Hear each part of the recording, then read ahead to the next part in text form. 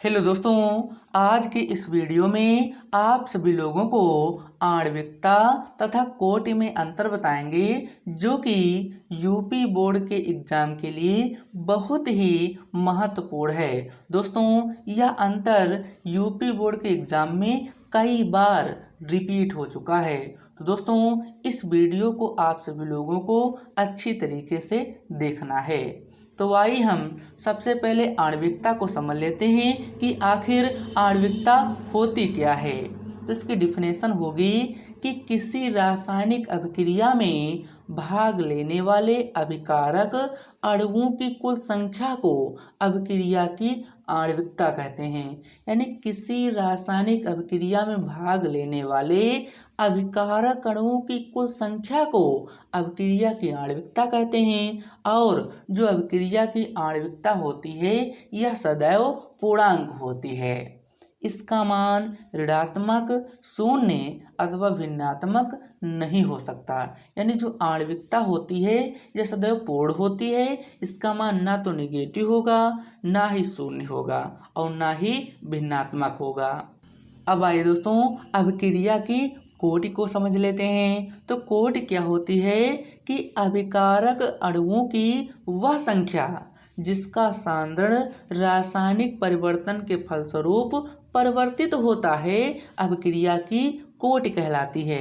यानी अभिकारक अणुओं की वह संख्या जिसका सांद्रण रासायनिक परिवर्तन के फलस्वरूप परिवर्तित होता है अभिक्रिया की कोटि कहलाती है। और जबकि अभिक्रिया की कोटि एक प्रयोगात्मक मान है, यानी एक्सपेरिमेंटल वैल्यू है और इसका मान पूर्णांक, भिन्नात्मक, शून्य तथा ऋणात्मक हो सकता है। जबकि अभिक्रिया के आणविकता में क्या था, इसका मान ऋणात्मक, शून्य अथवा भिन्नात्मक नहीं हो सकता, लेकिन कोटि का मान क्या हो सकता है, भिन्नात्मक भी हो सकता है, शून्य भी हो सकता है और ऋणात्मक भी हो सकता है। तो आइए दोस्तों, अब हम आणविकता तथा कोटि में अंतर समझ लेते हैं। तो पहला पॉइंट है, यह एक सैद्धांतिक मान है। यानी जो आणविकता होती है यह एक थ्योरेटिकल वैल्यू होती है, जबकि कोटि क्या है, यह एक एक्सपेरिमेंटल वैल्यू है। यानी यह एक प्रयोगात्मक मान है।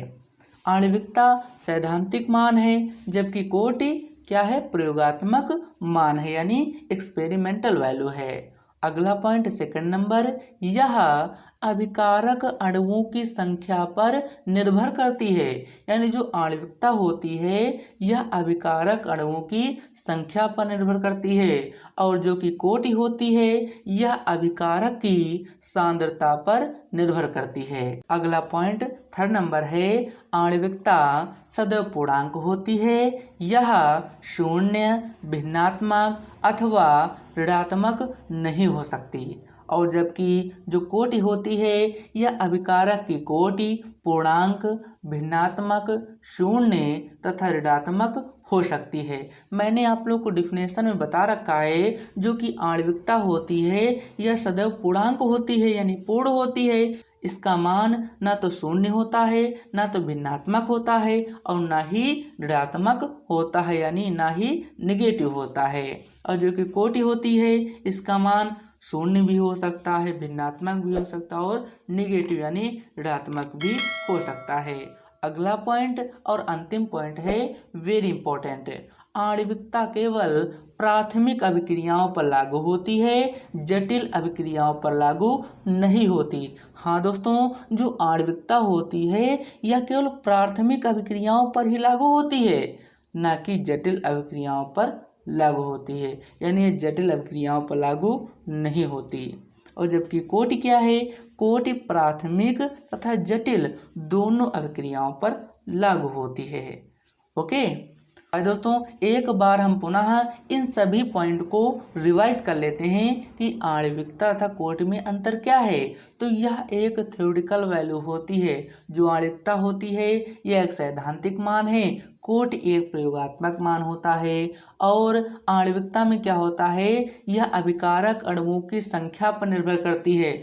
और जो कोटि होती है यह अभिकारक की सांद्रता पर निर्भर करती है। आणविकता किस पर निर्भर करती है, अभिकारक अणुओं की संख्या पर, और कोटि अभिकारक की सांद्रता पर। और आणविकता सदैव पूर्णांक होती है, और जो अभिकारक की कोटि होती है यह पूर्णांक भिन्नात्मक शून्य अथवा ऋणात्मक हो सकती है। और आणविकता में क्या होता है, यह भिन्नात्मक ऋणात्मक नहीं हो सकता। और आणविकता केवल प्राथमिक अभिक्रियाओं पर लागू होती है, जटिल अभिक्रियाओं पर लागू नहीं होती। जबकि जो कोटि होती है यह प्राथमिक तथा जटिल दोनों अभिक्रियाओं पर लागू होती है।